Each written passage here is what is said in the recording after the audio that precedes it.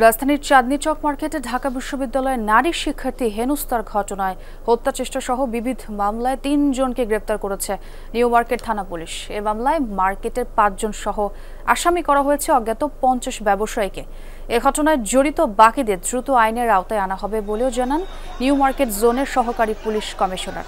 সোমবার রাত 10টার দিকে চাঁদনী চক মার্কেটে ঢাকা বিশ্ববিদ্যালয়ের এক নারী শিক্ষার্থীর সঙ্গে দরদাম নিয়ে বাকবিতণ্ডায় জড়ায় দোকানি। স্টে সেফের ডাবল লেয়ার প্রোটেকশনই পিরিয়ডের হেভি ফ্লোর দিনগুলোতে আমাকে রাখে নিরাপদে। Stay safe. এই সময় ওই নারীকে হেনস্থা করা হয়েছে অভিযোগ তোলে শিক্ষার্থীরা। পরে ভুক্তভোগী সহপাঠীরা ঘটনাস্থলে গেলে ব্যবসায়ীরা তাদেরকেও মারধর করে। এই ঘটনায় গুরুতর 2 শিক্ষার্থীকে ঢাকা মেডিকেল কলেজ হাসপাতালে চিকিৎসা দেওয়া হচ্ছে। আরও 10 থেকে 12 জন আহত। দামাদামির এক পর্যায়ে দাম পছন্দ হয় নাই, তারা না বলে ওখান থেকে চলে গেছে।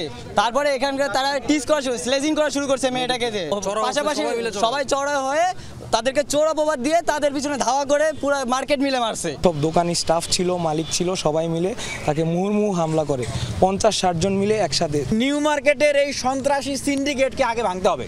চাঁদনী চক মার্কেটের 5 জন সহ অজ্ঞাতনামা 50-60 জনের বিরুদ্ধে মামলা তারা করেন।